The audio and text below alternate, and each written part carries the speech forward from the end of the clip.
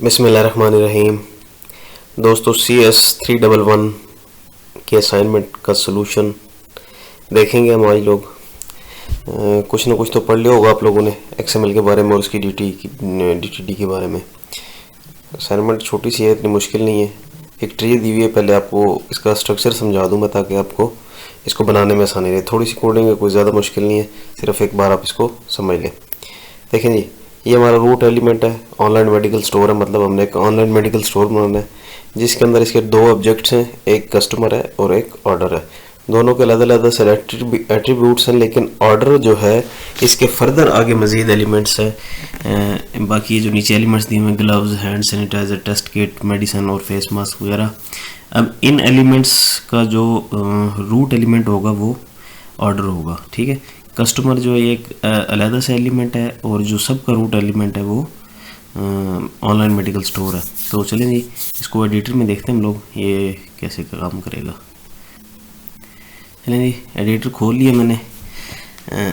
Notepad++ है, आप किसी भी दूसरे जो टेक्स्ट एडिटर होता है डिफ़ॉल्ट वाला, आप उसमें भी इसको कर सकते हैं। तो सबसे पहले जैसे कि आपको पता है, साथ साथ मेरे आप भी करते जाएँ ताकि ज़्यादा देर न लगे। सबसे पहले अपने XML डिफ़ाइन करना है, उसके बाद इसका वेरिएंट जो है इसका होगा 1.0 मतलब 1.0।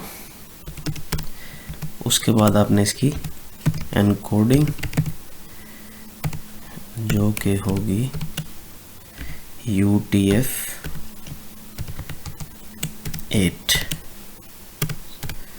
ठीक है जी। यहाँ तक आपने कर लिया, दोनों के साइडों पे क्वेश्चन मार्क और फिर ये। सबसे पहले तो आप इसको फाइल को सेव कर लें XML फॉर्मेट में, सेव एज। इसको हम नाम दे लेते हैं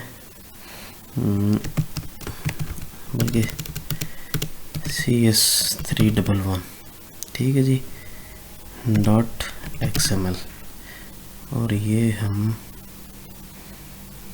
कर लेंगे, इसको ऑल फाइल टाइप्स करेंगे, इसको हम, ठीक है जी। ये हमारा सेव हो गया, ये नज़र भी आना शुरू हो जाएगा आपको।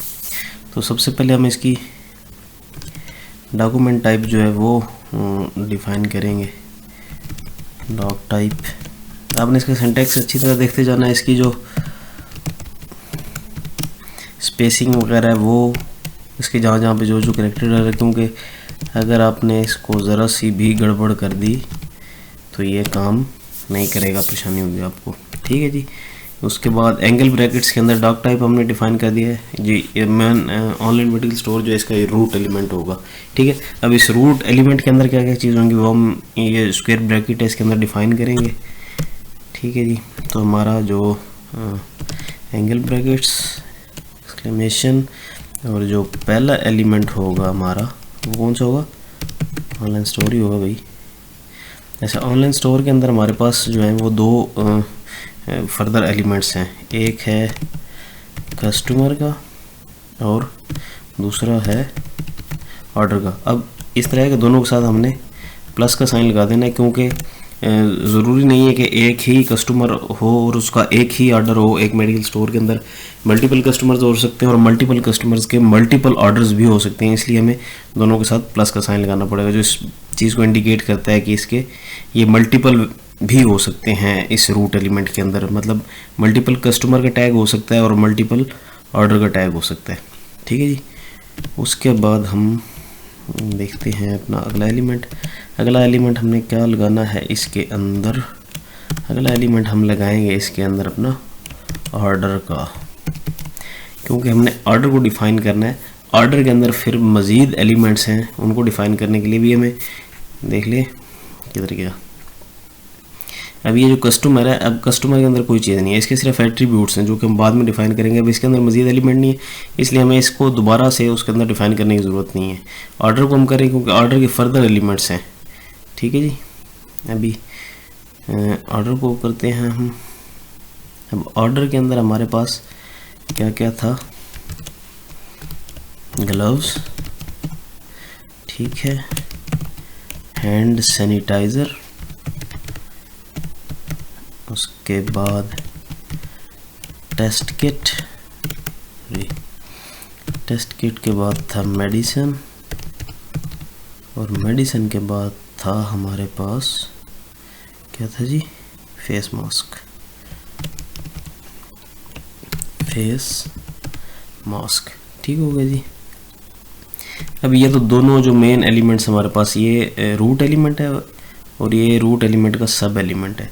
अब इस सब एलिमेंट के अंदर मज़ीद ये सब एलिमेंट्स हैं। अब हमें इनको भी अपनी DTD के अंदर डिफ़ाइन करना पड़ेगा। दूसरी बात यह है कि ये हमारी इंटरनल DTD है, क्योंकि ये हमारी रिक्वायरमेंट है कि आपने इंटरनल DTD क्रिएट करनी है, एक्सटर्नल क्रिएट नहीं करनी, ठीक है। इसलिए हम एक ही फाइल के अंदर अपना सारे का सारा कोड और अपनी जो DTD है वो इसके अंदर ही लिखेंगे। तो ऑर्डर के हमारे पास कौन कौन से एलिमेंट थे वो हम देख लेते हैं और उनको भी यहाँ पे डिफ़ाइन कर देते हैं। एलिमेंट के अंदर सबसे पहले है हमारे पास ग्लव्स, और ग्लव्स क्या है जी, आपका क्या करना आपने, PC डाटा है ये, पार्सेबल कैरेक्टर डाटा, ठीक है। मतलब इन टैग्स के अंदर से कोई भी इस डाटे को उठा सकता है, इसलिए इसको पार्सेबल डाटा कहते हैं। बस कुछ ऐसा ही है, ऐसे ही समझ लें, ठीक है। उसके बाद हमारे पास क्या था, ग्लव्स के बाद है हैंड सैनिटाइज़र। हैंड सैनिटाइज़र और हैंड सैनिटाइज़र के बाद हमारे पास है टेस्ट किट, और टेस्ट किट के बाद है हमारे पास मेडिसिन, ठीक हो गया। मेडिसिन के बाद है हमारे पास फेस मास्क, ठीक है। ये सारे के सारे जो हैं ये PC डाटाज हैं, मतलब पार्सेबल कैरेक्टर डाटा जिनको पार्स कर सकते हैं। अब आ जाते हैं हम अपने एट्रीब्यूट की तरफ। एट्रीब्यूट को डिफ़ाइन करने के लिए आपको पता होगा कि ATT लिस्ट, एट्रीब्यूट लिस्ट मतलब उसको उसके ज़रिए DTD के अंदर डिफ़ाइन किया जाता है। तो उसके लिए आप लिखेंगे ATT लिस्ट, उसके बाद एलिमेंट का नाम कस्टमर एलिमेंट। अब हमारे पास कस्टमर में कौन कौन से एट्रीब्यूट थे, कस्टमर में एक नेम और एक एड्रेस, ठीक हो गया। तो उसके लिए सबसे पहले जो हमारा था, पहले एलिमेंट का नाम, फिर एट्रीब्यूट का नाम, और उसके बाद उसकी टाइप क्या होगी, इसकी टाइप इसकी कैरेक्टर डाटा होगी, ठीक है। और इसको हम क्या कर देंगे, रिक्वायर्ड कर देंगे, मतलब ये मस्ट होगा, क्योंकि जो भी कस्टमर होगा उसका नाम होना हमारे पास ज़रूरी है। उसके बाद आप इसके अंदर डालेंगे एट्रीब्यूट लिस्ट, फिर कस्टमर, और फिर उसके अंदर था एड्रेस। इसको भी हम करेंगे कैरेक्टर डाटा, और एड्रेस होना भी ज़रूरी है। ज़रा एड्रेस नहीं होगा तो हम कैसे उसके पास किसी भी मेडिसिन को भेज सकते हैं। उसके बाद हमारे पास आ जाता है एट्रीब्यूट लिस्ट और ऑर्डर की भी एट्रीब्यूट। उसके अंदर आई थिंक ID था, देख लेते हैं। अच्छा हाँ, ID और डेट, ठीक है। अब ID जो है इसके अंदर ऑलरेडी एक टाइप दी हुई है ID की, तो हम इसकी टाइप भी ID की देते हैं, और इसको भी हम करते हैं रिक्वायर्ड, क्योंकि ID ज़रूरी होगी। और ये यूनिक, असल में ये वाली ID जो है ना, ये टाइप है, और इस टाइप का मतलब है कि ये ID जो है ये यूनिक होगी, इस जैसी दूसरी चीज़ यहाँ पे नहीं आ सकेगी। जैसे SQL के अंदर होता है आपकी जो प्राइमरी की होती है, just like this, sorry just like that. अच्छा, ऑर्डर, और उसका जो दूसरा एट्रीब्यूट था वो था डेट। अब डेट को हम क्या करेंगे, इसको हम कैरेक्टर डाटा कर लेते हैं, ठीक है। डेट टाइप इसके अंदर कोई होती है या नहीं वो मैंने पढ़ी नहीं है, शायद वो भी बाहर, ये भी हमें रिक्वायर्ड होगी, ठीक है जी। हमारे पास कस्टमर की हो गई। अभी हमारे पास किसकी रह गई है, हाँ फेस मास्क, ठीक है जी। फेस मास्क के एट्रीब्यूट्स रह गए हमारे पास। तो फेस मास्क का पहला एट्रीब्यूट था नेम, और इसको हम करेंगे कैरेक्टर डाटा, और इसको हम कर देते हैं एम्प्लॉयड, ठीक है। एम्प्लॉयड मीन्स ऑप्शनल, आप फेस मास्क जो है उसका नाम दें या ना दें, डजेंट मैटर। उसके बाद आप फिर एट्रीब्यूट, दूसरा एट्रीब्यूट जो था वो फेस मास्क का क्या था, कंपनी, ठीक है। इसको भी आप कैरेक्टर डाटा करेंगे, और इसको भी हम एम्प्लॉयड कर लेंगे, मीन्स ये कोई ख़ास ज़रूरी नहीं है, ठीक है। तो यहाँ तक हमारी जो DTD है ये हो गई कंप्लीट, ठीक है दोस्तों। उसके बाद हम जो अपनी XML का कोड है उसको हम अपना लिखना शुरू करेंगे। तो XML कोड के अंदर हमारे पास रूट एलिमेंट क्या था, यहाँ से आप देख सकते हैं उसको। रूट एलिमेंट जो आपका वो ऑनलाइन मेडिकल स्टोर है, जो कि हमने यहाँ पे भी डिफ़ाइन किया हुआ है। सॉरी, ये वाला ये डिफ़ाइन किया हुआ है। तो सबसे पहले आप एक टैग लिखेंगे, बल्कि दो होंगे, एंडिंग टैग भी होगा ऑनलाइन मेडिकल स्टोर और ये भी ऑनलाइन मेडिकल स्टोर। तो ऑनलाइन मेडिकल स्टोर के अंदर हमारे पास क्या क्या है, एक तो है कस्टमर। ठीक है, ये आपने ध्यान रखना है कि इनके टैग्स के अंदर जो वर्डिंग है वो सेम होनी चाहिए, क्योंकि ये केस सेंसिटिव है, तो इसलिए आपको ये परेशानी दे। अब इसके हमारे पास कौन कौन से दो एट्रीब्यूट थे, एक नेम और एक एड्रेस कस्टमर के। तो ये आपने यहाँ पे लिख देने हैं, नेम इक्वल्स, यहाँ पे हम नेम ये लिख दिया है और इसका एड्रेस हम लिख देते हैं ये। ठीक है, कहाँ का लिखें, लाहौर। ठीक है, अब इसके अंदर, अब क्योंकि हमें सिर्फ इसके अंदर हमें कुछ भी नहीं दिया हुआ और दूसरा कोई एलिमेंट नहीं है और मज़ीद एट्रीब्यूट नहीं है, इसको हम डिवाइड कर सकते हैं। वैसे इसको आप नेम और एड्रेस का इस कस्टमर के अंदर अलग-अलग से भी एट्रीब्यूट बना सकते हैं, इसका एलिमेंट बना सकते हैं, लेकिन वो हमारी रिक्वायरमेंट नहीं, रिक्वायरमेंट इतनी है, इसलिए हम इसको यहीं पे क्लोज़ कर देंगे। इसका जो दूसरा टैग है क्लोजिंग टैग, वो लिखने की ज़रूरत नहीं है। यहाँ पे सिर्फ आप एक फॉरवर्ड स्लैश डालेंगे और ये क्लोज हो जाएगा। ये बिल्कुल ठीक सिंटैक्स है इसका। ठीक हो गया जी। तो इसके बाद आप लोग लिखेंगे ऑर्डर वाला, यस ऑर्डर। ठीक है, इसका क्लोजिंग टैग भी आपको लिखना पड़ेगा क्योंकि इसके अंदर मज़ीद एलिमेंट्स हैं। ठीक है, और ऑर्डर के अंदर आपका पहला एट्रीब्यूट, पहला एलिमेंट कौन सा था, ग्लव्स का। ठीक है,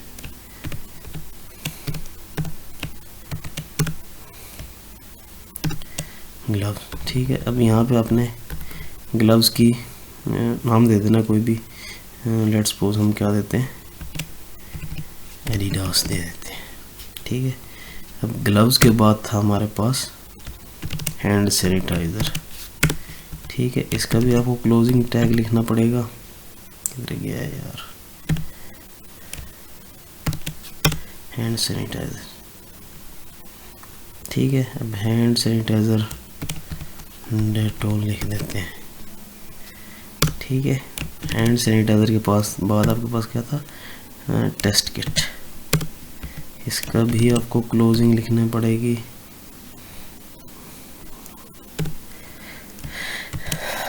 टेस्ट किट, और टेस्ट किट के अंदर आप क्या नाम देंगे, इसको मेडिकेयर नाम दे देते हैं। ठीक है, टेस्ट किट के बाद आप इसके अंदर मेडिसिन लिखेंगे और इसका क्लोजिंग टैग लिखेंगे।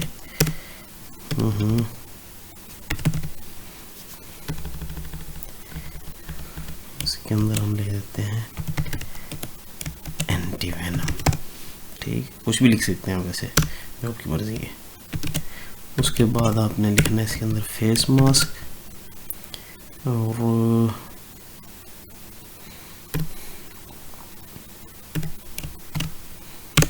फेस मास्क का भी आप एंडिंग टैग दें या पहले वाले टैग को क्लोज कर दें, उसके एट्रीब्यूट्स दे के, डजेंट मैटर। ऐसा इसके फेस मास्क का क्या था, पहले नेम था, नाम जो होगा फेस मास्क का हम कौन सा है, अच्छे वाला N95। ठीक है जी, इसकी कंपनी लिख देंगे हम VU मेडिसन लिख देते हैं। ठीक है जी, ये हो गया आपका कंप्लीट। सही है, अब इसके अंदर आप एक ये वाला कस्टमर ऑर्डर को एक लिखें या एक से ज़्यादा लिखें, ये दोनों के लिए करेक्ट होगा। हाँ, क्योंकि हमने यहाँ प्लस प्लस का निशान लगाया, इतना सही था ये। आप इसको वैसे, यार इसके अंदर ऑर्डर के भी थे ना एट्रीब्यूट्स, हाँ ऑर्डर के, यस आईडी क्योंकि यूनिक होनी चाहिए 1, और इसका अपडेट। हाँ, इसको अगर अभी ना लिखूँ मैं तो ये नहीं चलेगा, बार तजर्बा नहीं करते, आप खुद तजर्बा कर लीजिएगा। डेट के अंदर हम इसके अंदर डेट डाल लेते हैं। तो ठीक है जी, अभी हमारी सारी कोडिंग हो गई कंप्लीट। इसको हम करते हैं सेव और इसको हम चलाते हैं